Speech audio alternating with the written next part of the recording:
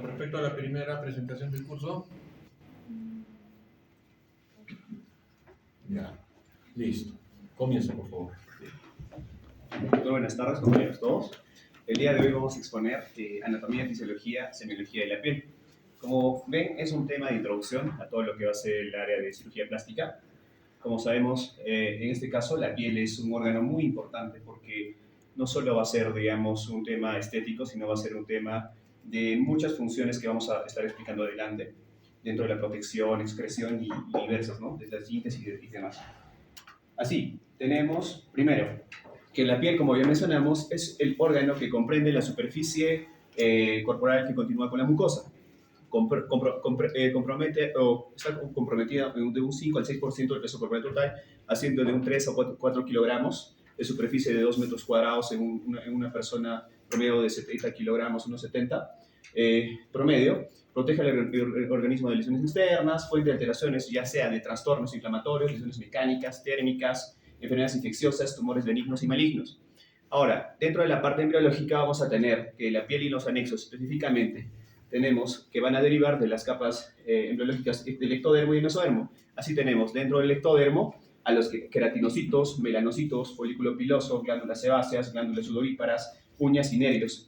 Luego, derivados del mesodermo, vamos a tener las fibras colágenas, elásticas y reticulares, células de Langerhans, músculo erector del pelo, vasos sanguíneos, fibroblastos, mastocitos y histocitos. Si se dan cuenta, específicamente, o más o menos es una aproximación no específica, vamos a ver que el ectodermo va a derivar a la epidermis y el mesodermo a la dermis, tal cual. Ahora, para que tengamos esta idea, voy a pasar a explicar todo lo que es la composición y bueno, punto a punto, en este caso, la epidermis tenemos como la primera capa externa, donde vamos a tener que consta de epitelio estratificado con regeneración continua. Las células predominantes en este caso son los queratinocitos de un 90-95%, y la sustancia principal que va a abundar en toda la epidermis va a ser la queratina, específicamente a partir de la capa córnea que voy a explicar más adelante. El espesor por capas, por células, vamos a tener el estrato basal, el espesor de una célula, más o menos, el espinoso es de 5 a 15 células, el granuloso es de 1 a 3 células y el córneo es de 5 a 15 células. Ahora, dentro de esto vamos a tener, dentro de la imagen, que vamos a iniciar en el estrato basal. Como sabemos, el estrato basal va a ser una hilera de líneas, una hilera de células digamos, de disposición, como hemos visto, de una célula, donde este va a estar en constante recambio, digamos, haciendo una mitosis constante, la cual va a dar origen a las células de los estratos posteriores. Dentro de esto vamos a tener que el estrato basal o germinativo va a contener entre las células a los melanocitos y las células de Meckel, que voy a mencionar justamente más adelante. Luego tenemos dentro del estrato espinoso, la característica específica del estrato espinoso va a hacer que vamos a tener los filamentos que van a dar la unión intercelular, los desmosomas, y la unión del espinoso con el basal. Vamos a tener los epidesmosomas, que justamente van a ser importantes para las patologías que hemos visto en dermatología, ¿no? Ahora, dentro de esto, aquí también vamos a tener las células de Langerhans, que son las células inmunológicas, y como podemos observar, dispuestas, digamos, en intervalos de células, ¿no? Ahora, dentro de esto, para no marearme en este caso, como vemos los complementos epidérmicos, vamos a tener los queratinocitos, como tenemos aquí, observamos en la imagen, van a ser, como hemos mencionado, del 90-95%, y van a ser justamente los que van a dar la adhesión de estabilidad, los cuerpos lamelares que van a dar la formación de lípidos para las sustancias hidrofílicas, los polipéptidos de creatina, que justamente van a ser muy importantes para la protección o la barrera metabólica. Luego tenemos a las células de Langerhans, como podemos observar, que se van a ubicar más o menos en nivel de estrato espinoso, las cuales van a producir, en este caso, los antígenos exógenos, y los van a presentar los linfocitos T, que va a ser justamente los células inmunitarias. Luego los melanocitos, como podemos observar, vamos a encontrar a nivel del estrato basal, como hemos mencionado, son los encargados, en este caso también llamadas células de citoplasma claro. Van a estar constituidos por los gránulos de melanina, que van a dar la coloración específica, que van a mencionar más adelante en la semiología de la Fitzpatrick, que es muy importante. Luego las células de Merkel, que son las células sensitivas neuroendocrinas, que se van a encargar la función específica de mecanorreceptores que se van a justamente encontrar a nivel del estrato basal, como podemos observar, y dentro de estas vamos a tener dos fibras sensoriales muy importantes que son de las células sobre los discos de Merkel, que se van a encargar del estímulo y se van a localizar a nivel generalizado, y las terminaciones libres que van a tener la función de apariencia del dolor y la temperatura también se van a ubicar a nivel generalizado. Otra cosa que me estoy olvidando. Olvidemos que el estrato córneo, a la vez, vamos a tener un estrato laxo, un estrato compacto, justamente por los queratinocitos. Los queratinocitos, como sabemos, se van a encontrar a nivel de toda la epidermis, pero van a variar de acuerdo a los estratos. Mientras más alejados, mayor queratina a nivel citoplasmático, lo que va a dar esa cohesión y esa resistencia, digamos, a sustancias distintas, ¿no? Que van a estar en contacto con la piel. Dentro de la subdivisión del estrato córneo vamos a tener el estrato córneo laxo y el estrato córneo compacto. Luego, hay una diferencia muy importante también, ya que el espesor va a variar respecto a la localización, ya sea en la palma de las manos, palmo plantar, o sea, palma de las manos y planta de los pies, y esto va a ir de 50 micrómetros hasta 1 milímetro, que va a ser justamente la diferencia del estrato lúcido que ya hemos mencionado previamente, que va a ser la diferencia de que va a aparecer en la piel gruesa, como es en la parte palmoplantar, ¿no? Ahora, vamos a ver las extensiones o los anexos de epidermis. Dentro de esto vamos a tener a las glándulas, que son muy importantes, ya que vamos a dividir a las glándulas sebáceas y sudoríparas. Como podemos ver en esta imagen, las glándulas sebáceas van a secretar sebo, las cuales van a estar directamente adosados a lo que es al folículo piloso, y las cuales van a tener esa secreción holocrina de contenido celular graso que ayuda a lubricar el cabello la piel y el cuero cabelludo. Dentro de la localización, como hemos visto, va a desembocar en el folículo piloso, excepto en el glande, clítoris, labios menores y región perineal y peso. Ahora, dentro de esto, las glándulas sudoríparas tenemos la ecrina y las apócrinas. Como podemos observar, las glándulas ecrinas, como podemos observar aquí, van a tener una localización a nivel de lo que es axila, ingle, pliegue, interglúteo, región perineal, anogenital, pezones y ombligo, y las terminales van a hacer que la secreción odorífera en la pubertad, y finalmente las apócrinas que se van a encontrar a nivel de lo que es palmoplantar, frente y pecho, y la secreción va a ser el sudor la que ayuda en la termorregulación. Ahora, dentro de esto vamos a tener las uñas, que justamente va a ser una extensión de la epidermis, modificación propia de la epidermis, perdón, la cual, como podemos observar, tiene las partes, ¿no? Que es la matriz, la cutícula, como se puede ver, la lúnula, la parte blanca, la minungueal, el hiponiquio, el pliegue ungueal lateral, que bueno, eso es algo que solo para tenerlo en cuenta, ¿no? Siempre. Ahora, dentro de acá hay algo muy importante, el folículo polisebáceo. Como sabemos, el folículo polisebáceo es un conjunto de estructuras que que en este caso va a ser, o teóricamente es la imaginación del epidermis, haciendo de que forme esta membrana, este folículo, el cual va a tener, digamos, como componentes importantes, por ejemplo, el bulbo piloso y la papila térmica, la cual va a alimentar al bulbo piloso.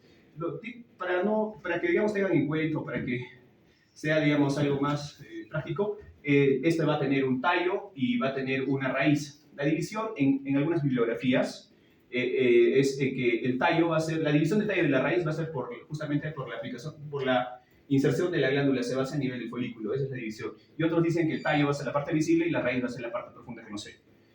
Este folículo polisebáceo es muy importante ya que tiene fases de crecimiento, las cuales son la anágena de crecimiento que va de 2 a 6 años, y dentro de las parénticas va a ser la proliferación rápida de las células de la matriz, queratinización activa y elongación del tallo piloso.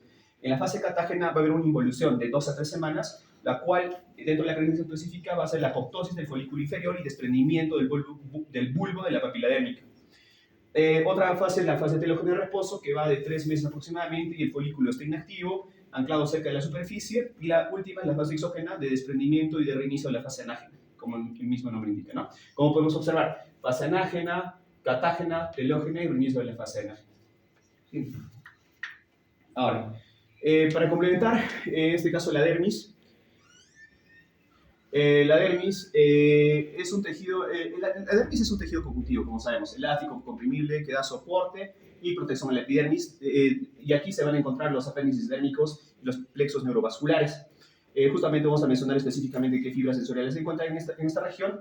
Y en este caso consta de células miofilamentos y sustancias fundamentales que son importantes, y la sustancia principal que predomina a nivel de la dermis va a ser el colágeno. Va a haber diferentes tipos, en este caso el tipo 1, tipo 3, que va a dar la resistencia mecánica, el colágeno tipo 4, a nivel de la membrana basal de vasos, músculos y nervios, el colágeno tipo 4, que es la unión termoepidérmica. Como podemos observar en la imagen, la dermis se va a dividir, como ya sabemos, ¿no? en el estrato papilar y en el estrato reticular. El estrato papilar va a ser los filamentos de colágeno van a ser un poco más delgados, en este caso por eso es colágeno laxo, y en el estrato reticular van a ser un poco más gruesos, los cuales les va a dar, digamos, la resistencia. Y también cabe mencionar que hasta aquí van a llegar lo que son los vasos sanguíneos, los cuales van a dar la irrigación a nivel de lo que es la parte basal del epidermis para que pueda, digamos, ser alimentada en este caso, ¿no? Ahora, dentro de las fibras sensoriales que se van a encontrar a nivel de esta región, van a tener el corpúsculo pacini, que va a ser el estímulo de presión y vibración, y la localización va a ser palmoplantar, dorso de los dedos y genitales en general, ¿no? El corpúsculo de Meissner, el tacto fino, en el pulpejo de los dedos, cara anterior del antebrazo, las terminaciones de Ruffini, que van a ser el estímulo de calor, van a llevar el estímulo de calor, y de Krauss, el estímulo de frío, y el plexo de la raíz pilosa, que es el movimiento del pelo y de los folículos pilosos ya mencionados. Ahora, dentro de estos, como hemos mencionado, vamos a tener las células previamente, los fibroblastos, que van a sintetizar justamente todas las fibras colágenas y la sustancia fundamental, que es muy importante para la estructura de esta misma. Luego los dendrocitos dérmicos, inmunistoquímica, que complementan la inmunidad epidérmica, que es muy importante. Los mastocitos, que también están dentro de la inmunidad y tienen origen a nivel de la médula ósea, al igual que las células de Langerhans. Otra cosa muy importante que debemos mencionar de la dermis es de que si como hemos visto previamente, ¿no? En clases de dermatología, si una herida mecánica llega hasta esta zona, vamos a tener el origen de las cicatrices, la cual va a ser una discontinuidad de justamente esta capa, ¿no? Por las fibras de colágeno que dan esa elasticidad y la continuidad de la piel. Otra cosa muy importante de la dermis también que cabe mencionar dentro de lo que es cirugía plástica es vamos a tener lo que va a explicar más adelante mi compañero, las líneas de tensión, las líneas de Langers, que son importantes justamente que es un factor importante para la cicatrización y la evolución de la herida respecto a lo que es la dermis y la disposición de las fibras de colágeno. Siguiente, por favor.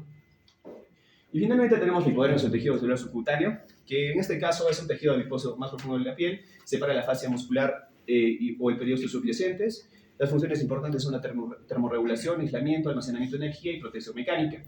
El hipodermis, ya algunas bibliografías no la mencionan como parte de la piel, pero es importante, ver que está relacionado justamente con la capa que ayuda justamente a separar el periósteo de la fascia muscular, y tiene estas funciones de termorregulación y en el tema de protección mecánica, ¿no? Dentro de las células importantes de estas tenemos a los adipocitos, que contienen los triglicéridos y ácidos grasos, que justamente van a ver el almacenamiento de energía y protección mecánica. Otra cosa que se me notaba era de que la piel, dentro de lo que es cirugía plástica, va a ser muy importante, ya que como el doctor ya mencionó previamente, hay que saber cómo, por ejemplo, hacer las suturas intradérmicas y demás para que esta no sea perjudicada más adelante y tenga una buena evolución y cicatrización. Ya. Buenas tardes, compañeros. Buenas tardes, doctor. Pasando a lo que es la semiología de la piel. Ya. Principalmente tenemos que evaluar lo que es la anamnesis. ¿Y esto por qué es esencial? Directamente nosotros evaluar lo que tiene el paciente, por qué ha venido, es importante también para ver qué se puede hacer mediante la cirugía. En este caso, al momento de encontrarnos con el paciente, ya empezamos a hacer lo que son estas preguntas de acá, que nos pueden ayudar a identificar dónde es la lesión, cómo se ha originado, hace cuánto está. O sea, lo básico que llevamos llevando hace años en la carrera. Eso es lo importante saber, sobre todo lo que es conocer la primera lesión, conocer el primer episodio, si ha sido súbito, la extensión, si ha comprometido otros sitios, si ha habido una mejora o se ha usado medicamentos, cremas, si tienen algún acompañamiento de dolor o prurito. Y todo esto nos va a ayudar a guiar lo que es directamente para ver qué se podría hacer mediante una cirugía.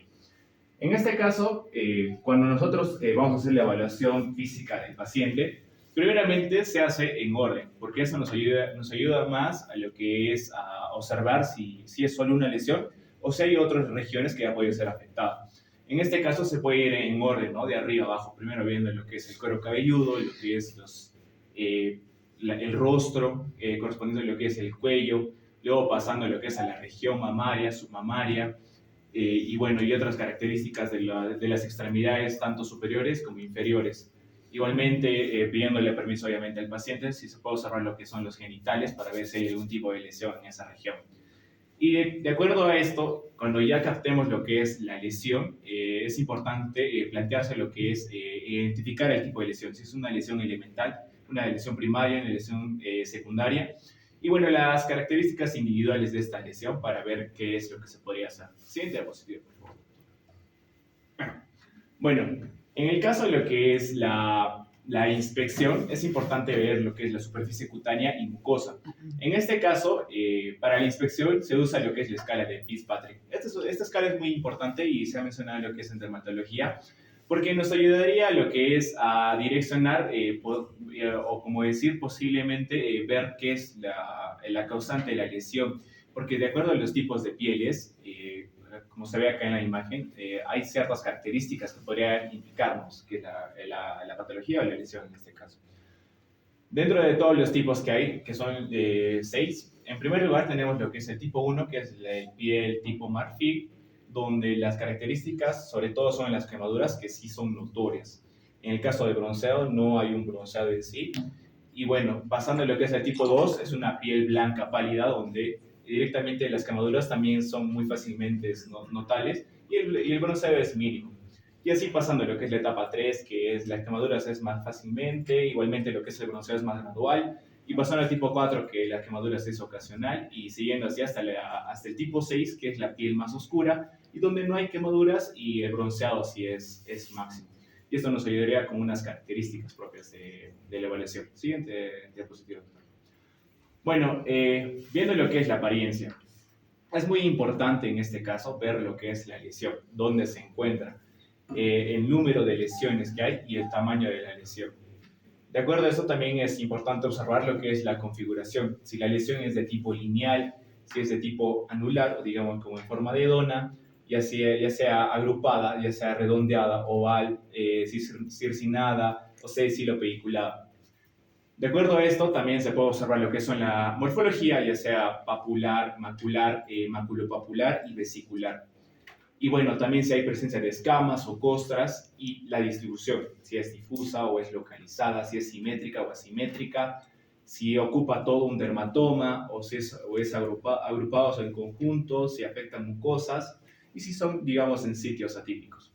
Como se pueden ver acá en las imágenes, se puede ver lo que es una ejemplificación directamente gráfica de una lesión, si puede ser tanto bilateral o universal, como podemos ver, digamos, en la psoriasis, como acá se menciona, o directamente lo que son las líneas de clivaje, o lo que conocemos como las líneas de Langer, que podría darse en lo que es en la epidermis rosada, o igualmente si es difusa en regiones extensas, o bien si es unilateral, como se ha podido ver en lo que son los nevos epidérmicos que siguen las líneas de Blaschko. En el caso de lo que es la distribución, si es localizada, se puede ver si es una lesión única, se ocupa todo lo que es una parte segmentaria, o bien si es confinadas a partes acrales, ya sea en las manos, en los pies, en los genitales, o bien si están confinadas a partes expuestas al sol, que también nos podría ayudar a lo que es buscar la causa, ¿no? La siguiente diapositiva, por favor. Gracias. Bueno, mencionando lo que es el color, como ya se mencionó anteriormente con la tabla de Fitzpatrick, muy importante saber lo que es la palidez, ver, ¿no?, lo que si hay una disminución de hemoglobina o una vasoconstricción periférica que nos podría indicar esas cuadros. O bien si es blancuzca, en el caso de que haya albinismo, o bien sea el paciente tenga un shock hemorrágico agudo o pálido ceniza con un shock cardiogénico.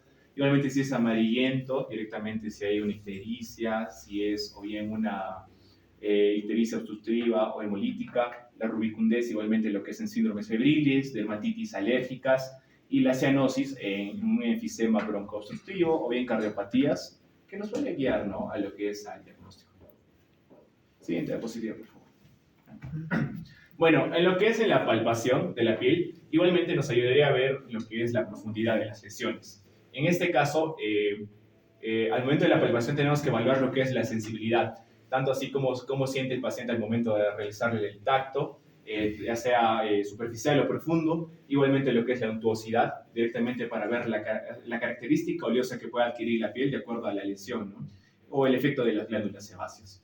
Bien, si es la turgencia, debido a la resistencia que aprecia al efectuar el pliegue de la piel, ya sea en antebrazo, frente o tórax, y directamente nos ayudaría a evaluar lo que es la hidratación tisular. Y en el caso del calor, que esta puede estar aumentado en situaciones tales como la fiebre, el hipertiroidismo, o bien si es una lesión localizada, digamos en esta imagen puede ser una celulitis, estaría igualmente de una mayor temperatura, a diferencia del cuerpo, del resto del cuerpo. Y bueno, la disminuida, digamos, en patologías como es el hipotiroidismo, signos de enfermedad vascular que nos ayudaría.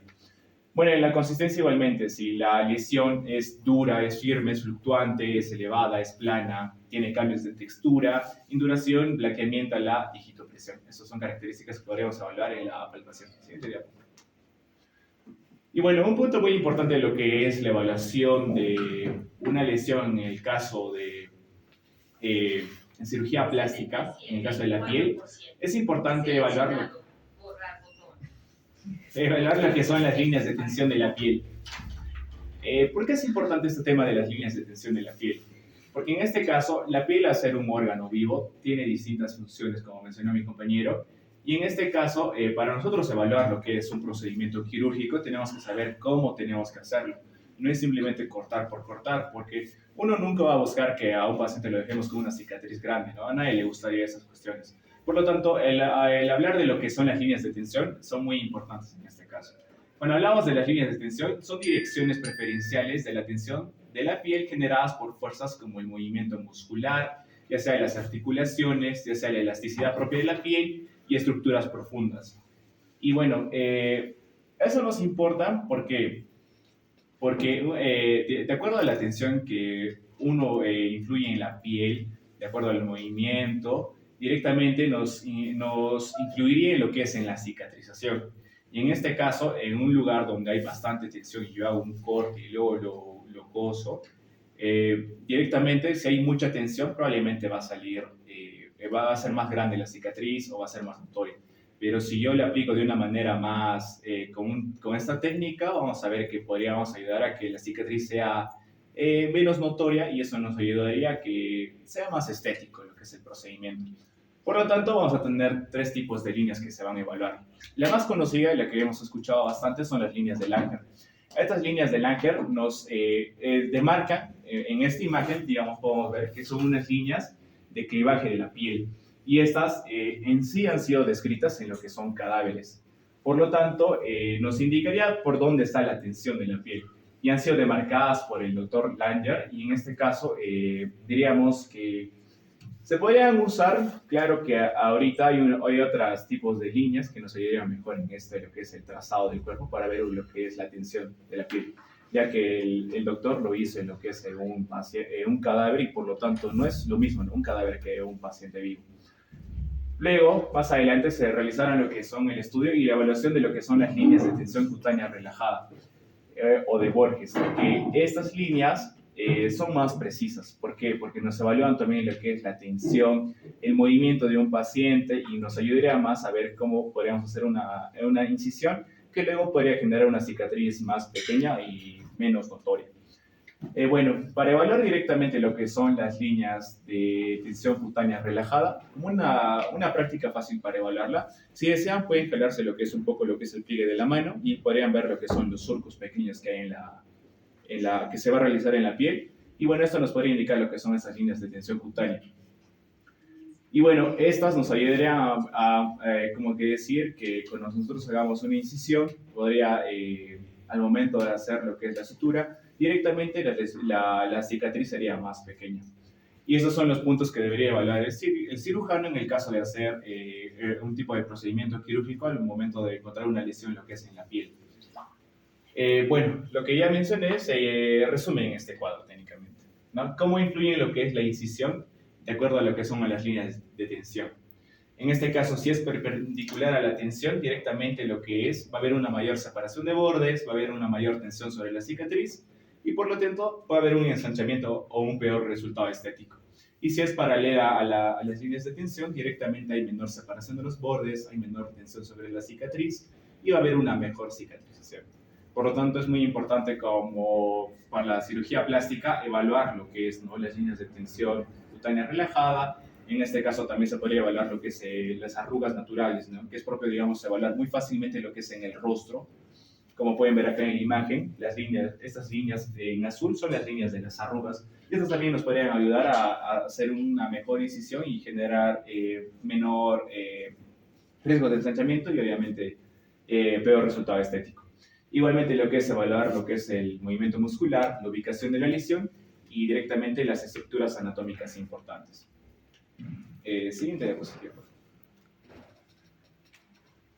Y bueno, eso sería todo. Muchas gracias.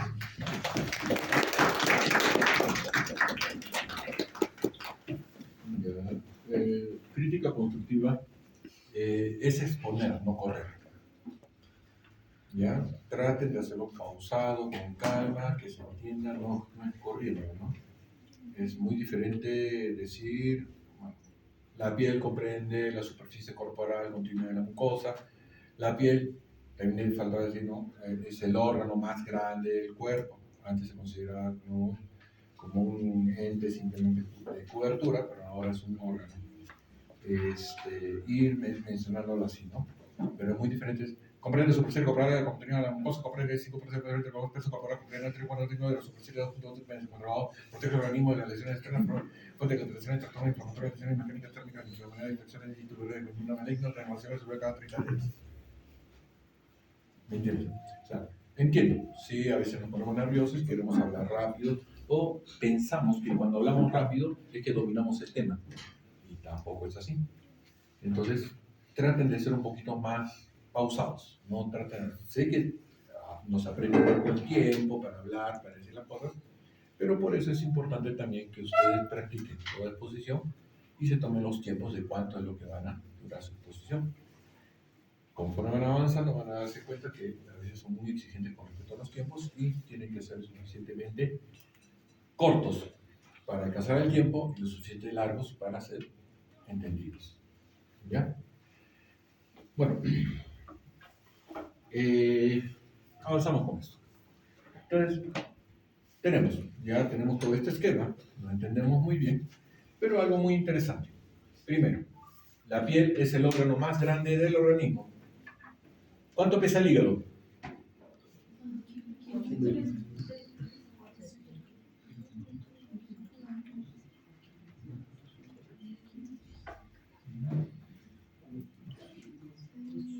¿Cuánto? 1.5 1.5. kilogramos. ¿Por qué él me respondió y por qué nadie más me respondió?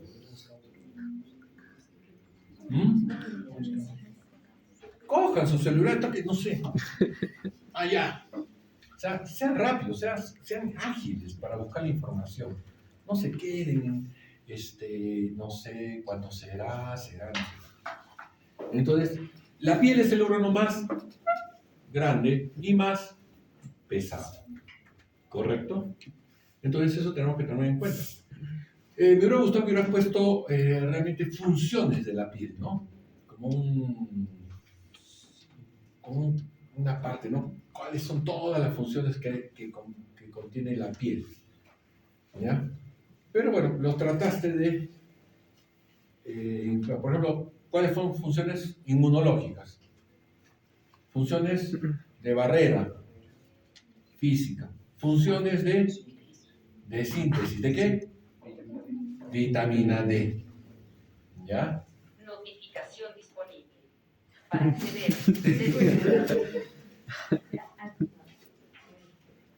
Para cambiar el volumen de actividad.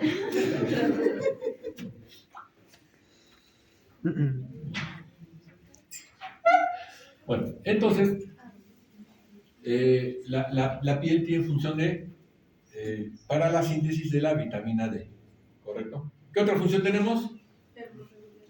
Termorregulación. ¿Por qué? ¿A través de qué?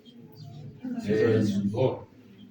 Entonces, eso me hubiera gustado que fue estar pongando, ¿no?, todas las funciones que tiene la piel en forma adecuada para poder enterarnos que todo lo que hace nuestra piel. Entonces, funciones de protección mecánica, funciones de inmunológicas, función de termorregulación, función de producción de vitamina D. ¿Qué otras funciones?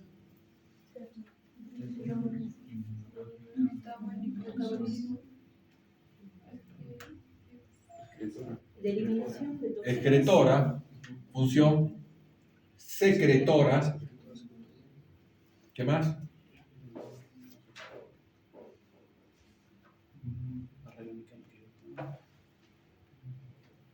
Barrera hídrica. Barrera mecánica, barrera hídrica. Bueno, entonces tenemos muchas funciones que tiene la piel. ¿Ya? Bueno, estética no es tanto, ¿no? Pero también dentro de lo que es la piel, dentro de la función protectora, es también por los folículos pilosos. Dentro de todo, nos ayuda también dentro de la termorregulación. ¿Ya? Una persona que es calva versus una persona que tiene cabello, sale a la calle y con este frío que está haciendo, ¿va a sentir más frío o menos frío? Va a sentir mucho más cantidad de frío, ¿no? Porque está descubierta esta zona y es una zona de perro. Entonces, por ejemplo, ¿no?, en la termorregulación, ¿quién actúa? Las glándulas sudoríparas. ¿Quién más actúa?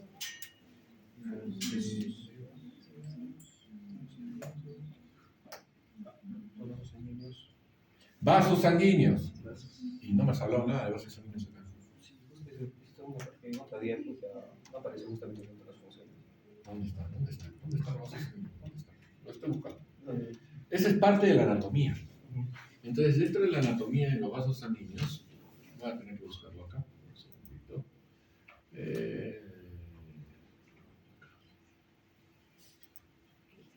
Ajá. Vamos a buscar acá para ver la irrigación de la piel.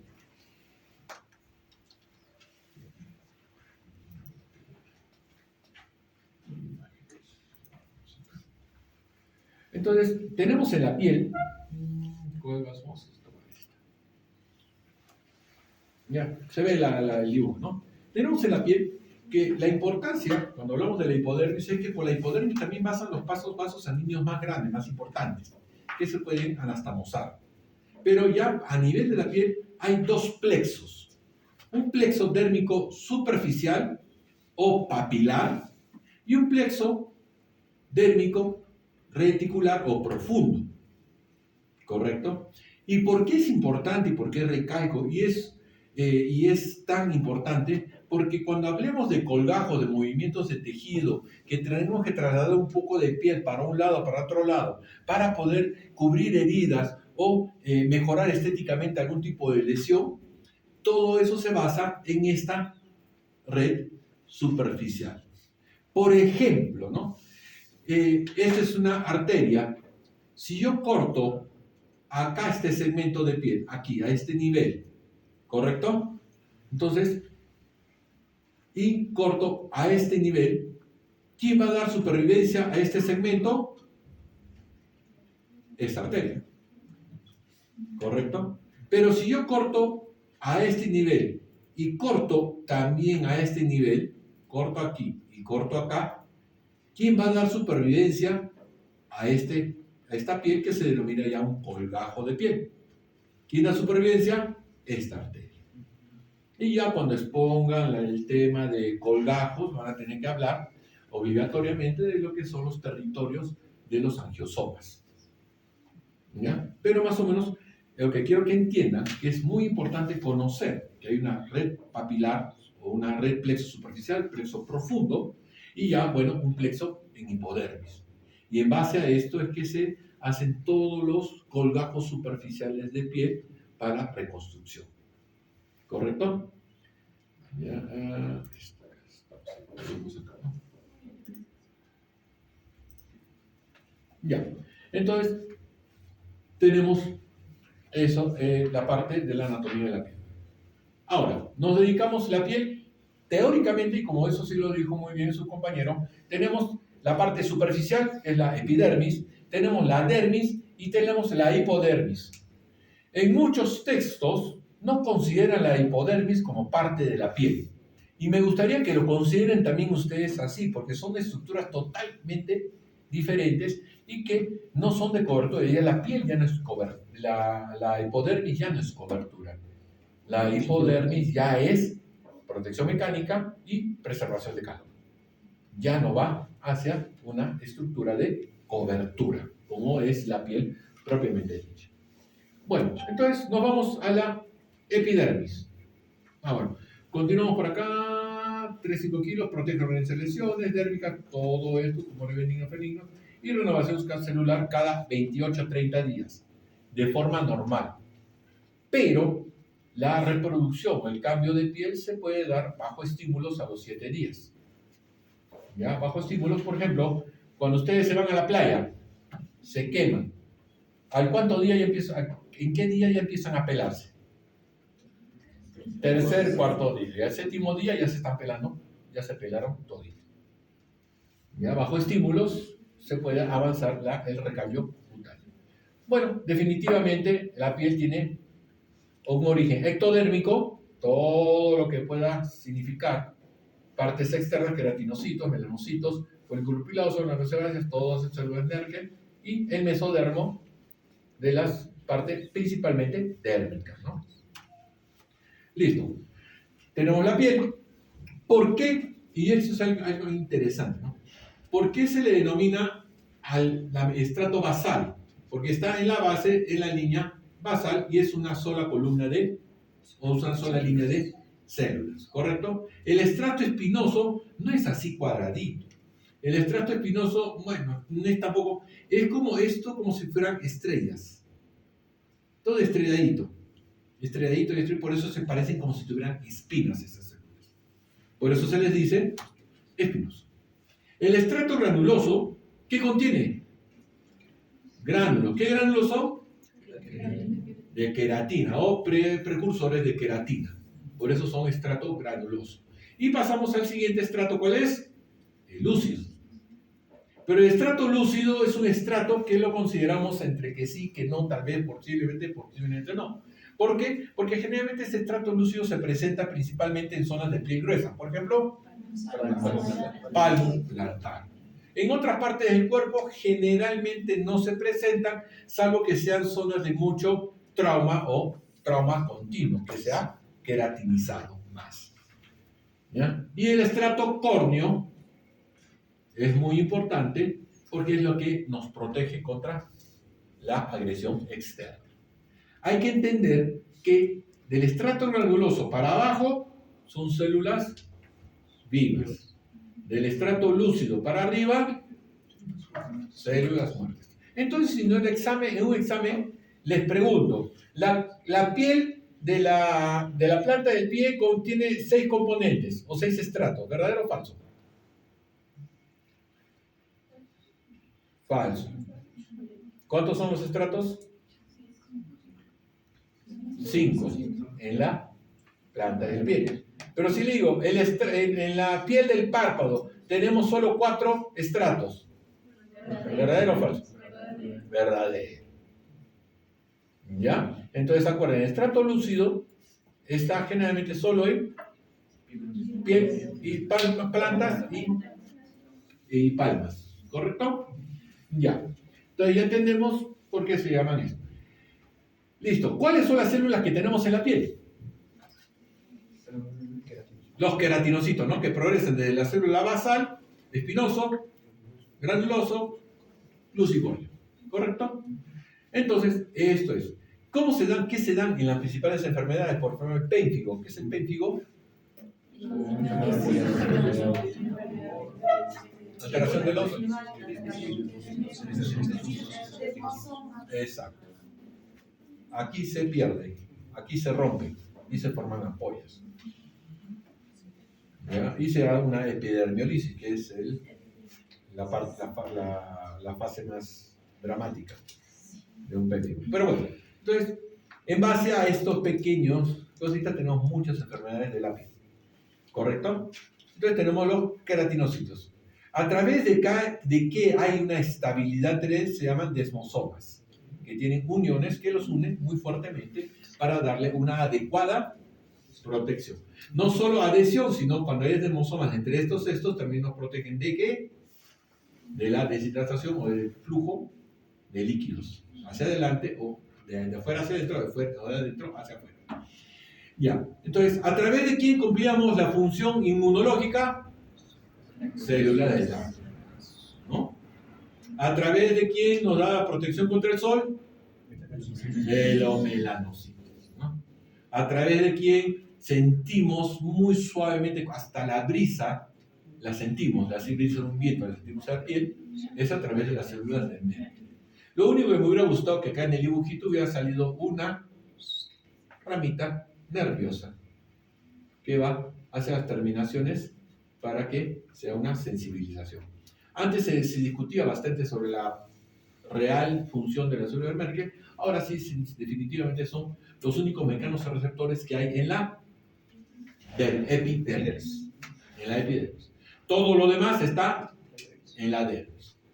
Y linfocitos es bastante raro encontrar, no se ha encontrado, pero es bastante raro encontrarlos y también tiene una función inmunológica. Correcto. Ahora hablemos de las glándulas. Ahí el problema. Primer gran super archi error. Has confundido ecrinas con apocrinas. Ah, sí. ¿Ya? Exacto. Las apocrinas son las que huelen feo.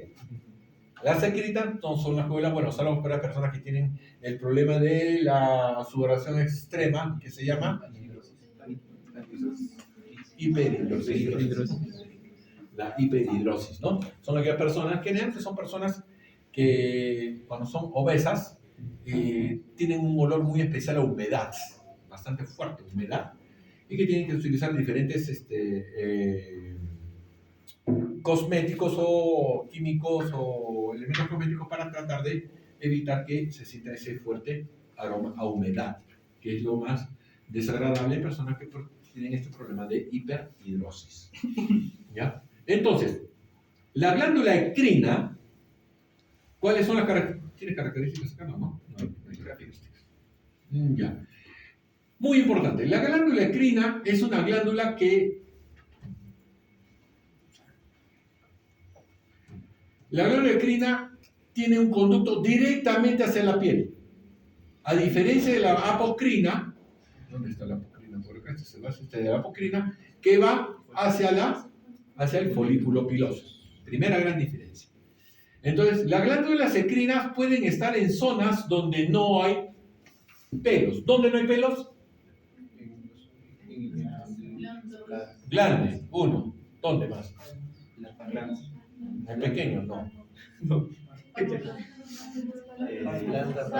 Palmas. Ajá. Salvo algunos que le dicen, no te toques porque te van a salir pelos en la mano. ¿No? Eso es lo que decían bastante las abuelitas, ¿no? ¿Y a dónde más? Planta de pie. Principalmente esa zona, ¿no? Labios también, no hay pelos. ¿Ya? Hay zonas especiales donde no hay pelos. ¿Ya? Entonces, pero sí tienen glándulas sudoríparas.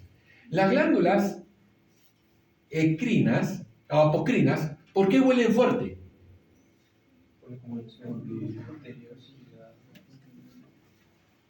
Por el proceso de descomposición bacteriana. Ya. Es que el detalle es que las glándulas ecrinas producen es una secreción más líquida, sudor propiamente dicho.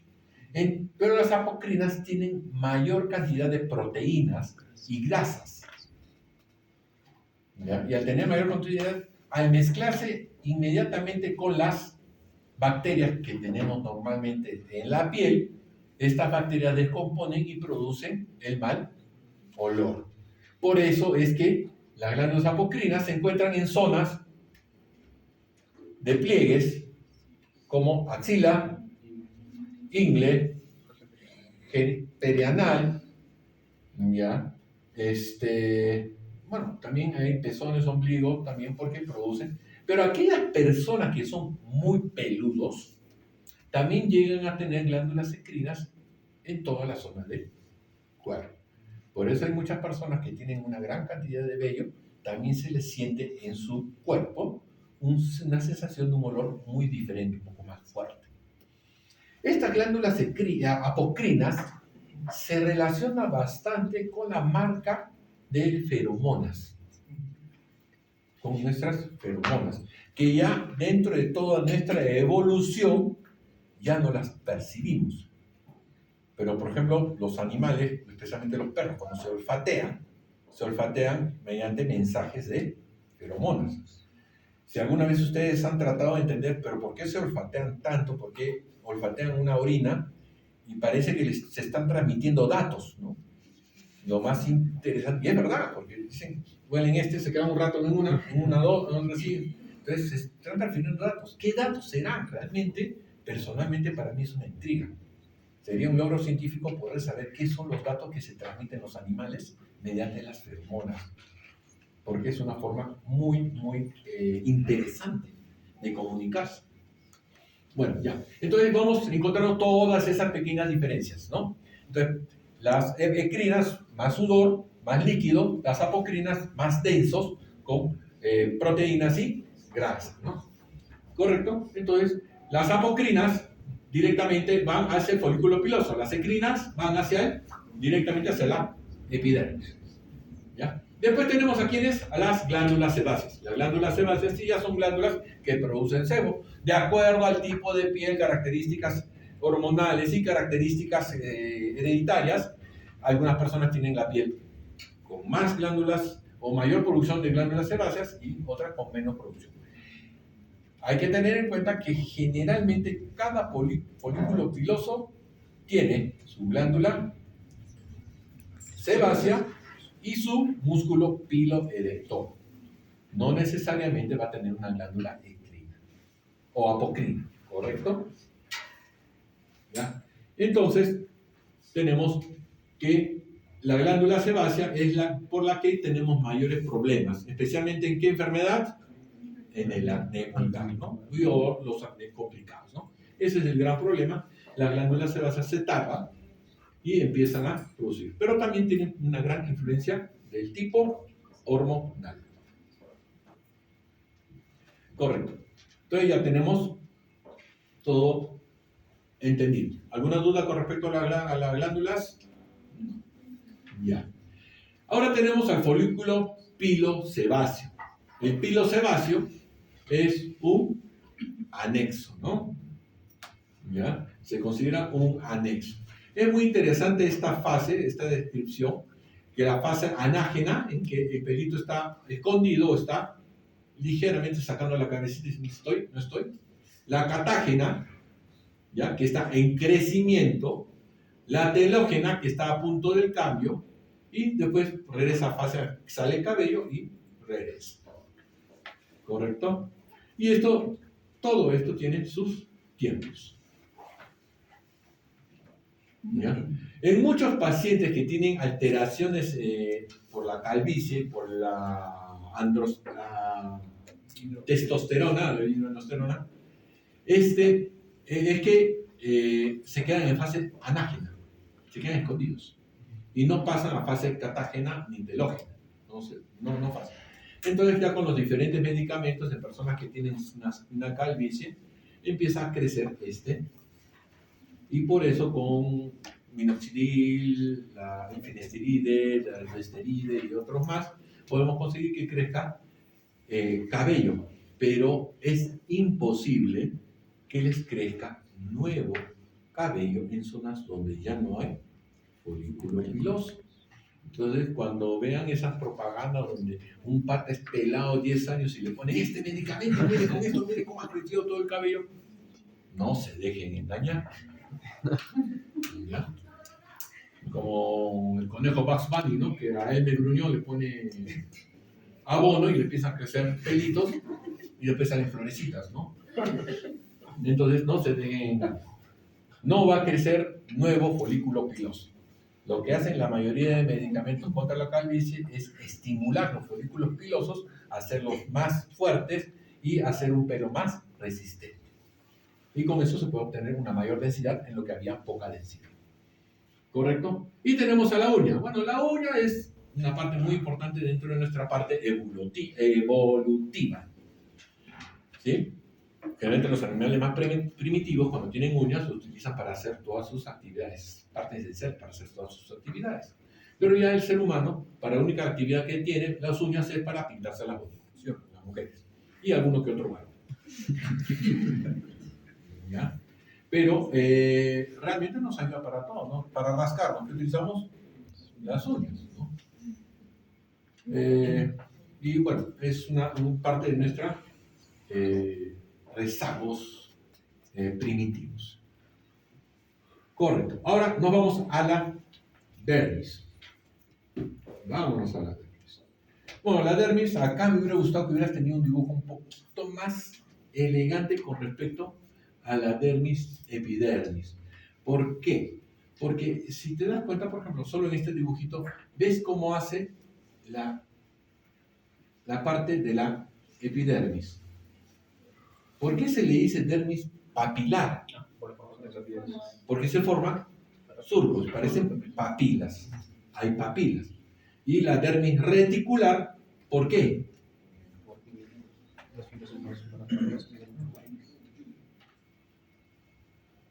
¿Ven esto? Son papilas. Papilas. Esa es la dermis papilar. Y la dermis reticular es la que forma redes. Exacto. Porque las fibras de colágeno se presentan enmalladas y se ven como redes de fibras de colágeno, por eso reticular, con respecto a lo que es la red. Entonces, tenemos que, es por eso que papilar y reticular. ¿Cuál es la gran diferencia entre papilar y reticular? La papilar tiene colágeno 1, tiene colágeno 3, pero casi no tiene elastina. A diferencia de la dermis reticular, que tiene colágeno 1, 3 y bastante elastina. ¿Esto en qué nos va a servir y en qué nos ayuda? Cuando hablemos de la parte de injertos.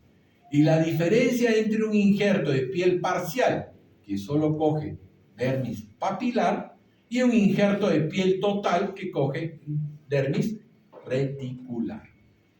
¿Ya? Acuérdense porque eso les va a ayudar a entender la diferencia entre los dos tipos de injerto y características de cicatrización entre los dos tipos de injertos de piel. ¿Correcto? Generalmente, el colágeno que aparece en una cicatriz inicialmente es colágeno tipo 3 y después va evolucionando a un colágeno tipo 1. El colágeno 3 es el más desorganizado. Por lo tanto, al ser más desorganizado, también tiene menos capacidad de elasticidad. A diferencia del colágeno tipo 1, que es más elástico, porque es más organizado. ¿Ya? Igual, cuando ustedes arman una maleta, si meten todo a lo bestia, en un ratito se llena todo. No hay forma de crear más espacio. Pero si lo meten bien dobladito, reponchomadito de un lado al otro lado, puede entrar más espacio, tiene más flexibilidad para abarcar más espacio. ¿Correcto? Listo. Ya, tenemos, bueno, y en la parte de la dermis, ¿qué tenemos? Vasos sanguíneos. Lo único que menciono acá. Tenemos la red superficial y red profunda. Y siempre, cada cierto segmento, hay conexiones entre las dos. Conexiones. Por eso es tan importante para el entendimiento de los colgados principalmente. ¿Ya? Ahora, ¿qué células tenemos? Principalmente los fibroblastos. Algo a entender que estos fibroblastos son los que también en cicatrices nos forman los famosos queloides. Y ya espero que hayan revisado los que están en práctica para qué o cómo funciona la triamcinolona en el tratamiento de los queloides. ¿correcto? Los dendrocitos dérmicos, ¿no? Son inmunohistoquímica. Bueno, ¿quiénes son los dendrocitos?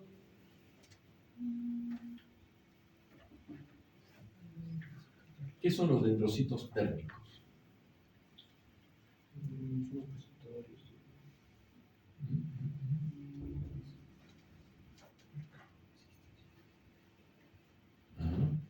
Los mastocitos sí son los de también inmunidad o reacciones alérgicas, ¿no?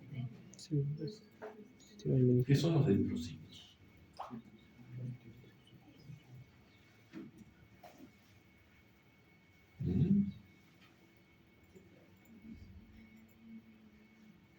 Son células dendríticas del sistema inmunitario que viven en los tejidos como la piel. Pero cuando hablamos de dendríticos, Muchos. O sea, su trabajo es atrapar microbios, sistema organismos inmunitario. es como una función similar a la de los Langerhans. Langerhans, sí. Suena muy parecida a los Langerhans, pero de la Alzheimer. ¿Correcto?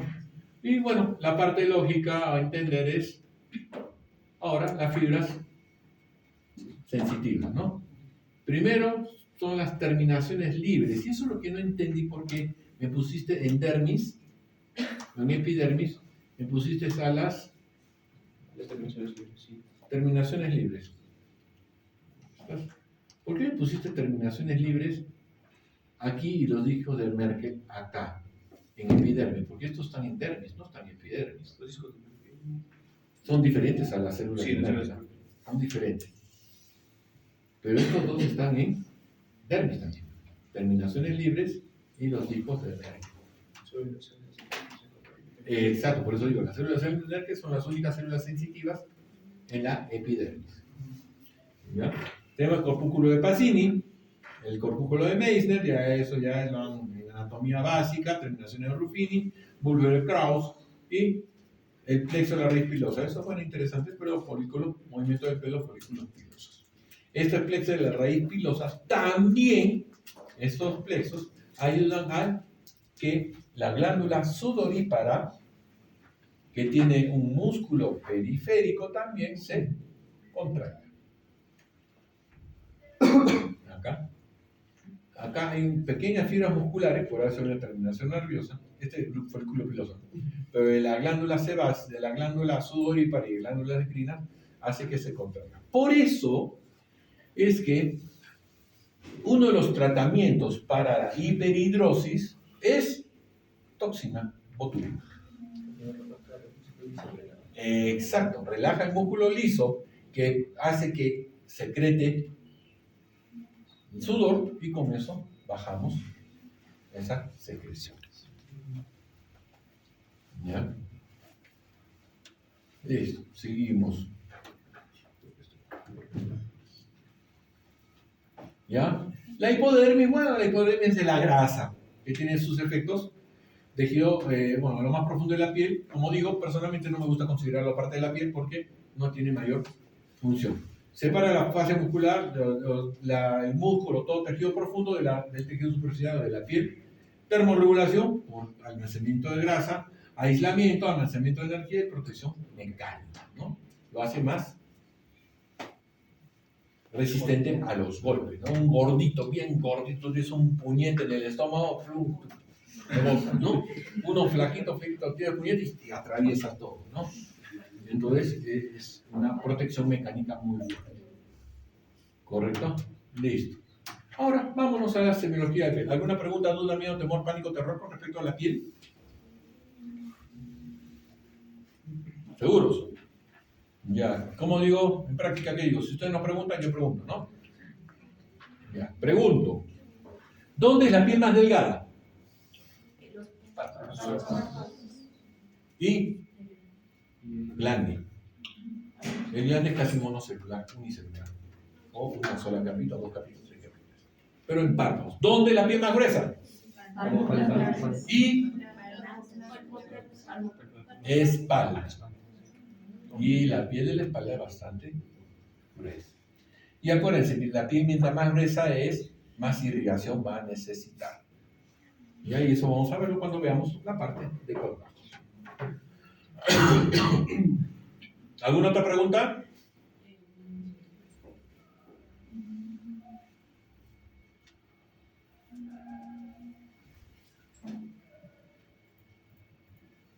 ¿En qué parte del cuerpo no hay glándulas sebáceas?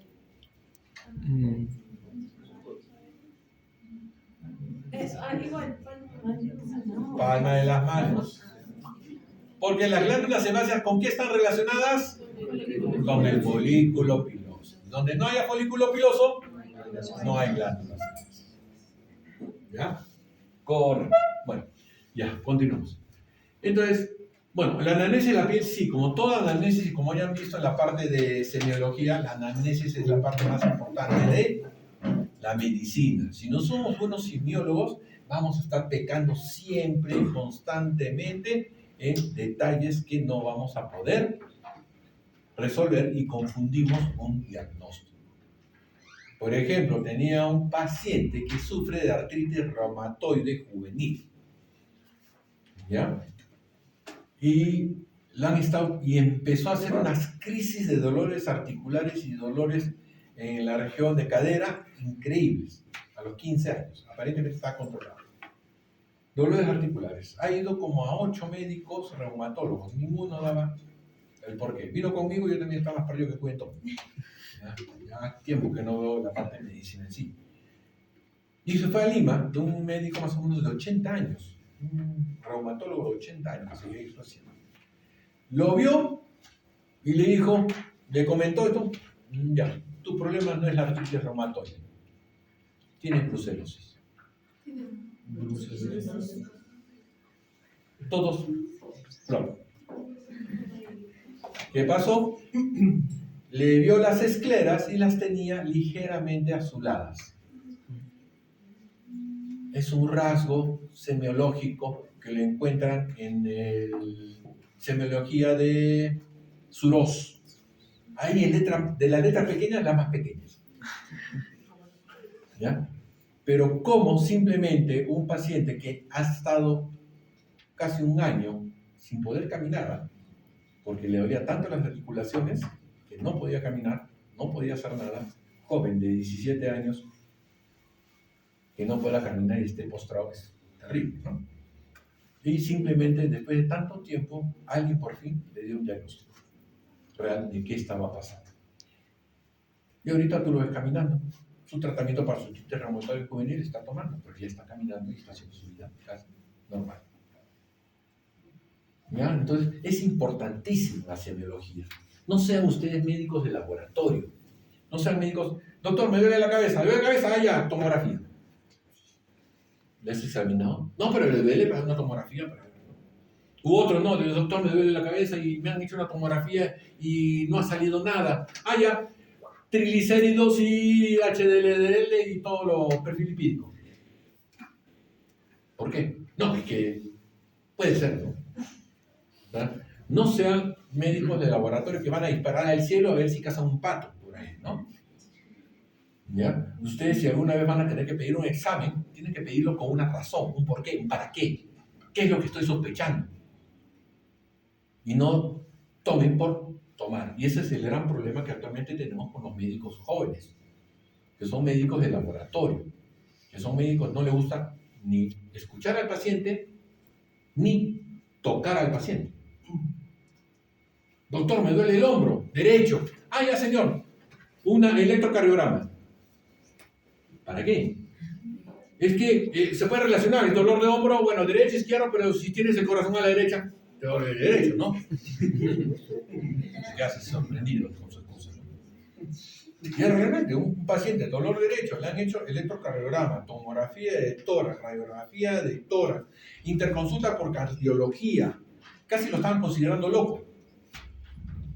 Y ese paciente simplemente se preguntó, ¿cuántos de los médicos que has visto te han revisado tu hombro? Ninguno. Todo lo que han visto son exámenes.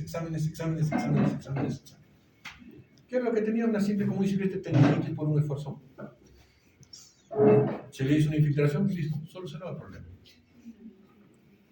No se le corra fuerte, soluciona el problema, pero igual. ¿Ya? cómo simplemente la semiología es tan importante para que ustedes puedan ser buenos médicos. ¿Correcto? Entonces, no solo es conocimiento de qué es una enfermedad, sino el conocimiento y la capacidad de escuchar y tocar a su paciente. Como último ejemplo, una viejita, doctor, me duele acá, la vesícula.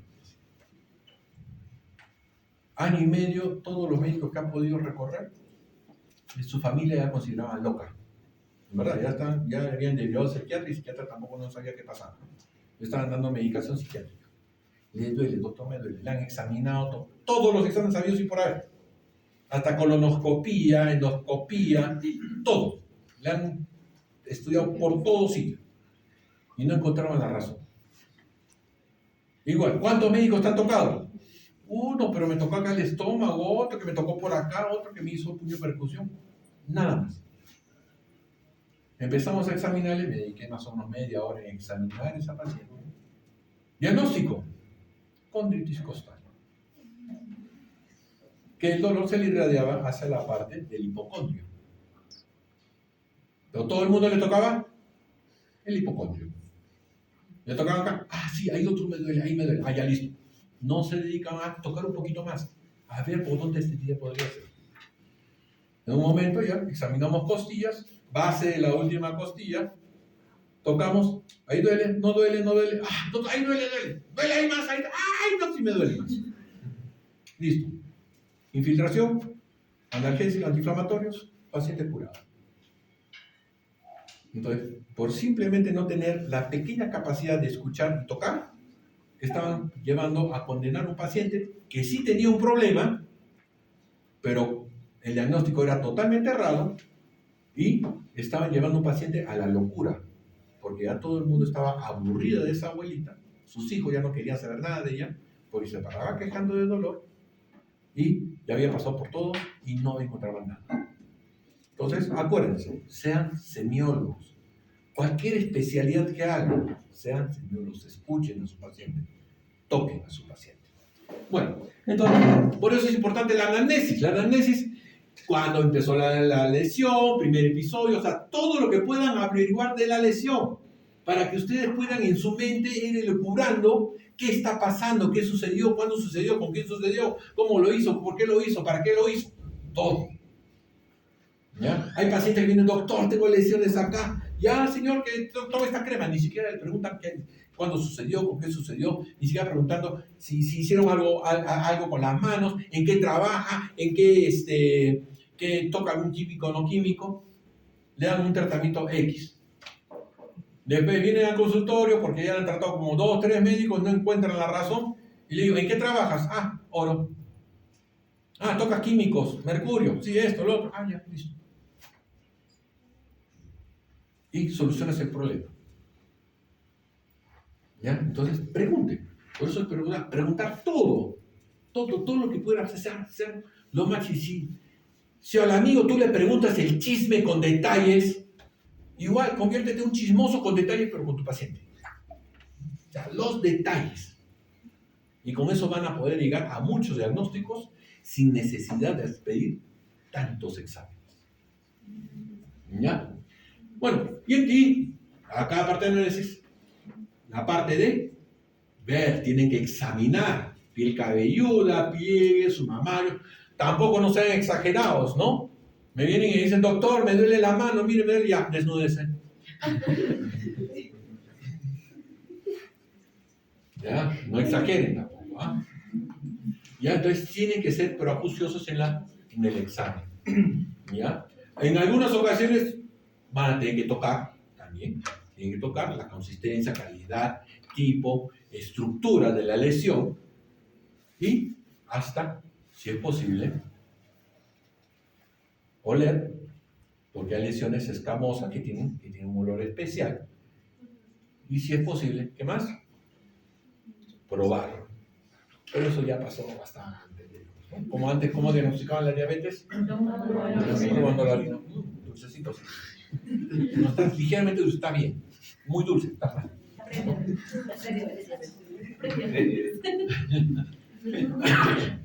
Entonces, eso es lo que tienen que utilizar. La anamnesis no solo de la piel, sino de todo.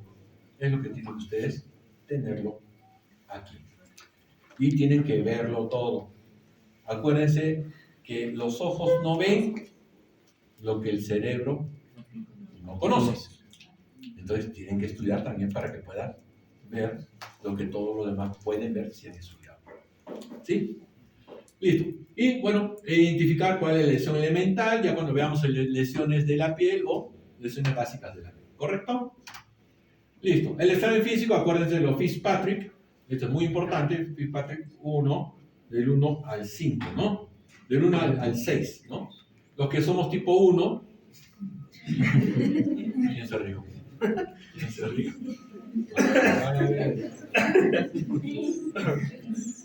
Ya, acuérdense, y estas características muy importantes, del tipo 1 y el tipo 2 generalmente no se broncean, se queman.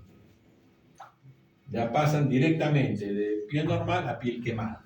O hasta quemaduras de segundo grado. Son muy sensibles, que llegan, eso sí, rara vez, o son bastante frecuentes las quemaduras de segundo grado por sol. A diferencia de los otros tipos de piel que sí son más defendibles y rara vez es una quemadura de segundo grado por sol. ¿Ya? Yo me quedaba cuando era joven, me quedaba tirado en la playa, me levantaba a las 2 de la tarde, y quemado, pero nunca me salieron ampollas.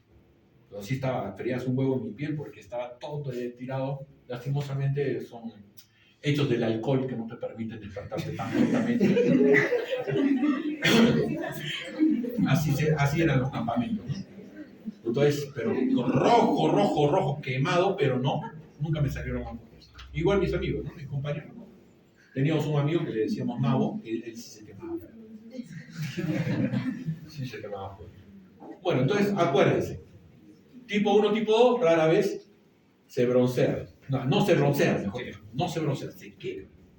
A partir de la 3, se quema. Se broncea. El tipo 6 normalmente no se broncea. ¿Por qué? Porque ya está bronceado. ¿Qué más se va a broncear? ¿No? Entonces eso me hace recordar, bueno, algunos de ustedes han leído a Bryce Echenique, ¿no? Bryce Echenique tiene un libro que es El huerto de mi amada. Es muy interesante el libro. Hay una parte que hay Carlitos, no me acuerdo su apellido. Carlitos es un chico inocente, tranquilo de su casa, pero de la high. Bien high, ¿ya?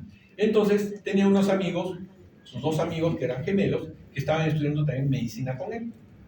Y que querían treparse esa high, pero eran del común.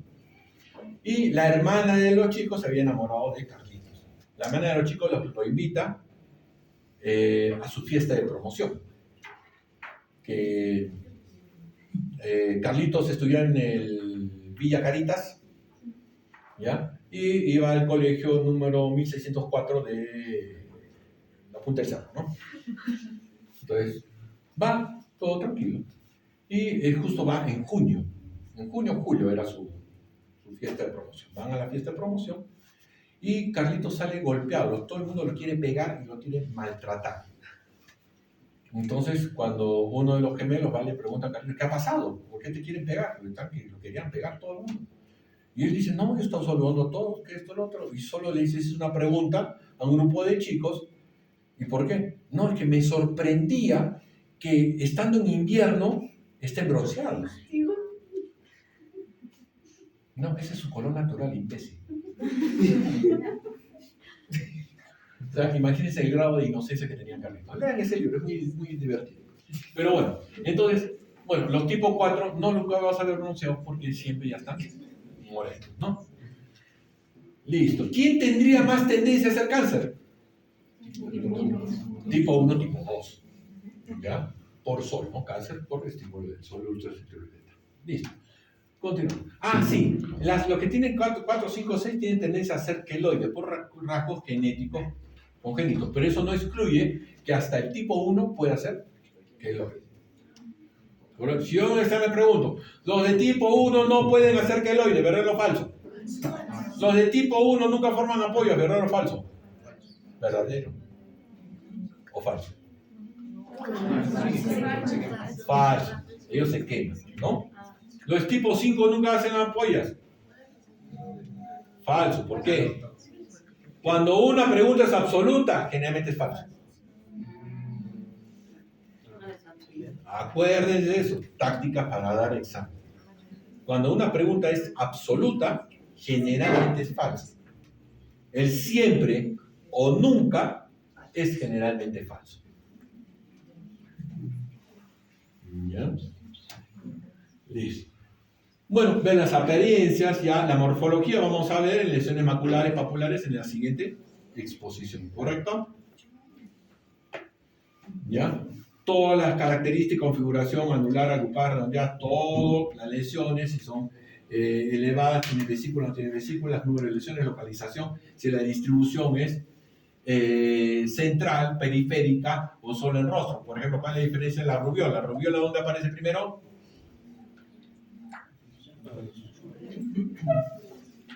¿Dónde aparece primero la rubiola? A diferencia del sarampión,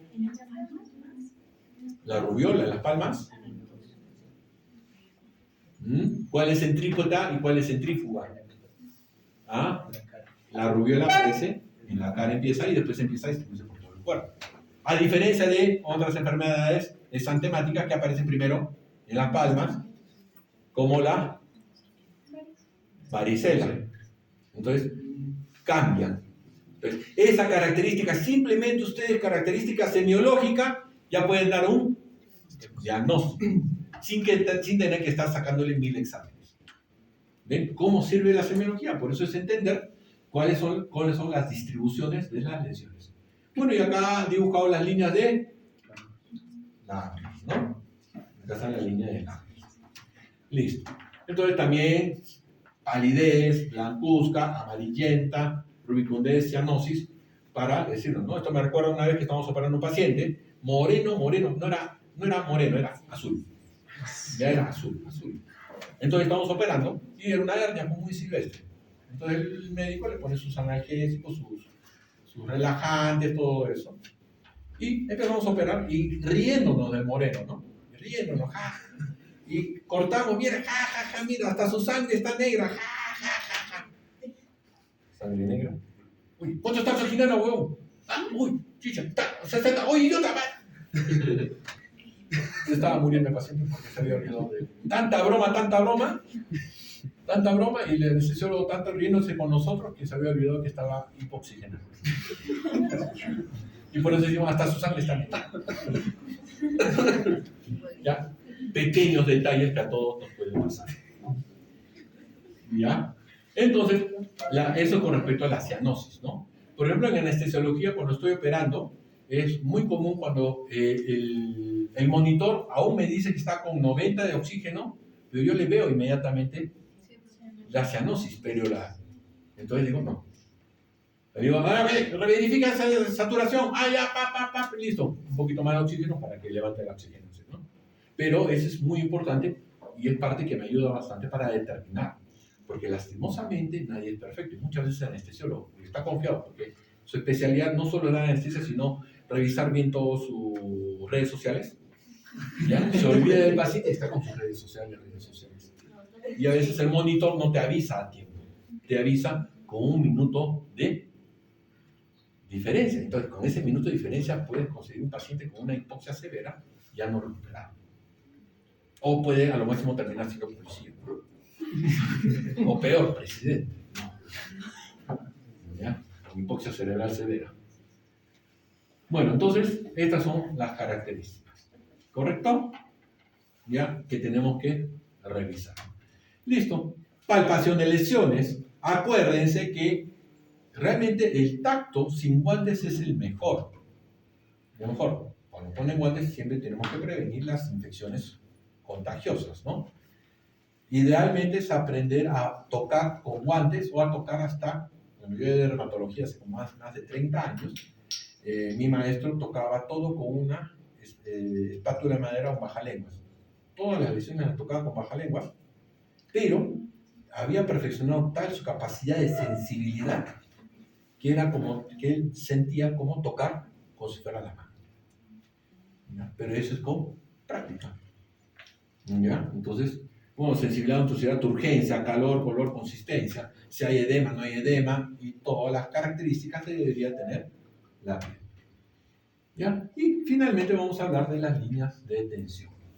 ¿Ya? Estas líneas de tensión son varias. Las líneas de Langer son las líneas de la piel, pero en cadáveres. A diferencia que de las líneas de Kreis, que son en actividad, en movimiento. Y las líneas de Borges es también en paciente vivo. Pero las líneas de Borges inicialmente se dieron cuando veía diferencias de las líneas de Langer del rostro y las líneas de movimiento de las arrugas. Por eso nos señala acá. ¿Ven? Estas son las líneas de Langer, ¿correcto? Pero estas son las líneas de Borges. ¿Por qué? Las de Langer nos señalan eso. Pero en las arrugas cuando sonreímos, ¿qué hacemos? Se nos arruga acá. Las líneas de Langer, ¿cómo son? Aquí. Pero cuando renegamos, borre. ¿Ya? Igual cuando sonríen, cuando sonríen, cuando hacen su puchero, se les arruga acá. O cuando hacen el famoso conejito, ¿no? Son líneas así, no son líneas como nos señala Langer. O sea, cada uno tiene su forma de ver. ¿Me entiendes? Las de Borges fueron inicialmente descritas para eso. ¿Ya? ¿Por qué en el rostro? Tan importante en el rostro. Porque a diferencia de otras partes del cuerpo, el rostro tiene uniones musculares. Por eso yo muevo mi brazo, hago así fuerte y a la justa se mueve la piel pero como una masa, pero no me diseña el músculo. Acá simplemente un pequeño movimiento y ya el movimiento del músculo me diseña la piel, me diseña la piel, me diseña la piel. Entonces por eso fue lo que estudió Borges. Y Kreisler ya lo hizo a nivel de todo el cuerpo. ¿Correcto? ¿Y cuáles son las líneas que siguen el origen embrionario de cada segmento de la piel? Brush, Brashkop, Brashkuk, Brashkak, Brashke. Ya. ¿Con CK o con K?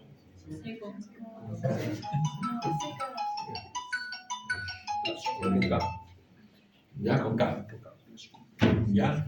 Entonces esas son líneas embrionarias que generalmente no se ven, pero se evidencian en algunos tipos de enfermedades. Por ejemplo, los nervios.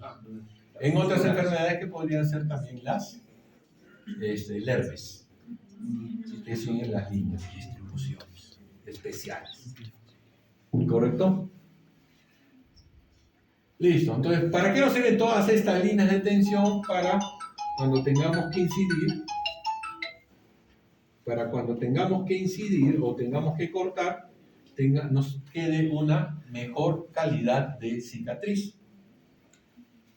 ¿Ya? Para eso son importantes las líneas de tensión. Generalmente cuando cortamos en forma transversal una línea de tensión, nuestra cicatriz va a ser más evidente. Cuando hacemos o seguimos la línea de tensión, nuestra incisión, la cicatriz es menos evidente. ¿Correcto? Pero este es un punto, algo que me gustó, de todas las posiciones, esto es lo que más me gustó. Las líneas de tensión son guías, pero no son reglas absolutas. ¿Por qué principalmente? Si tengo una lesión aquí, y saco la lesión, ¿cómo lo coso? ¿Así? ¿O lo coso así? Pero bueno, voy a seguir la línea de tensión de Langer. Ya, entonces voy a coserlo así. Lo sigo la línea de tensión de Borges, ¿cómo lo coso?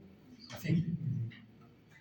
Entonces, ahí es donde viene el criterio de cada uno. Y por eso vas a ver algunos médicos, bueno, plásticos, que cuando hacen una incisión hacen esto, ¿no? Y van viendo cómo queda mejor.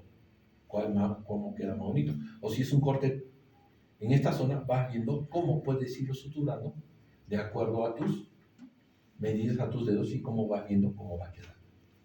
¿Ya? Por eso son guías, pero no son reglas absolutas. ¿Ya? Al final de cuentas siempre va a ser su experiencia, les va a dar más preponderancia a cómo van a solucionar un problema. Listo, jóvenes. ¿Alguna duda, miedo, temor, pánico, terror? ¿Alguna duda? Listo. Espero que les haya servido. ¿Ha llegado alguien más después que... Hay 3 faltantes. Ahora hay 2. Doctor, entonces, ¿qué es el Botox en ese caso? Ajá. ¿El Botox qué es? ¿Qué es la toxina botulínica? Bueno, hablamos de Botox, pero ¿qué es la toxina botulínica, no? ¿Qué hace la toxina botulínica? No relaja, inhibe la contracción muscular. ¿Correcto? Hay varios tipos de toxina botulínica, hay formas... Pero bueno, lo que hace es inhibe la transmisión del nervio hacia el músculo. Corta esa transmisión y el músculo no se entera de que lo están estimulando. Por lo tanto, se relaja finalmente, ya no produce la arruga. Eso es lo que hace el Botox. Por ejemplo, si yo hago esto, ¿no? Muy fuerte, se me forman mis líneas, que ya en reposo ya están formadas, porque eso en el tiempo se va adaptando la piel a la forma del movimiento. Pero si estoy en reposo y no se me formaran estas 2 líneas, pero cuando hago este movimiento se me forman, me pongo Botox, acá inhibo el movimiento de estos músculos. Al inhibir el movimiento, cuando reniego, hago mis ojitos así de que estoy asado, pero ya no hago esto. Igual, cuando las personas se ponen el Botox acá, en las frentes, para no hacer tantas arruguitas acá, ¿qué es lo que pasa? Cuando quieren levantar las cejas, ya no las pueden levantar tan fuertemente. Entonces, ¿cuál es la clave de un buen Botox? ¿Cuál es la clave de un mal Botox?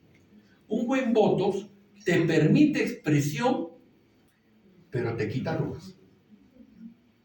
Un mal Botox te quita arrugas y te quita expresión. Y también hay que saber a dónde poner el Botox. Hoy viene una paciente, doctor, cuando sonrío se me forma esto, no quiero. Ah, ya Botox, listo. Ya no tengo arrugas, sí, sonríe. Porque ya ni me movimiento de todo. Ya, perfecto, ya no se le forma la arruga, pero sonríe así. Entonces, terrible.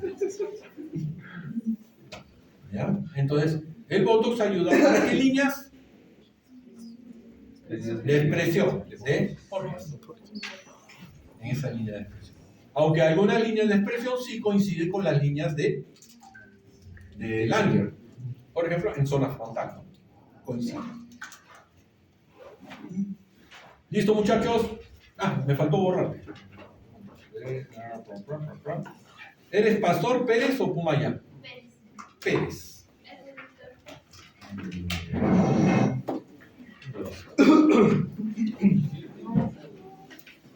Listo, pueden irse, descansen, diviértanse, bendición de Dios. No, ya. Todas las exposiciones, por favor, todas las diapositivas se las pasan a su delegado. ¿Ya? Y el delegado, una semana antes del examen, me va a pasar todas esas diapositivas. Porque acuérdense, el 80% es todo de lo que hablo, pero un 20% de lo que se ha expuesto en las diapositivas. ¿Sí? Listo. Listo.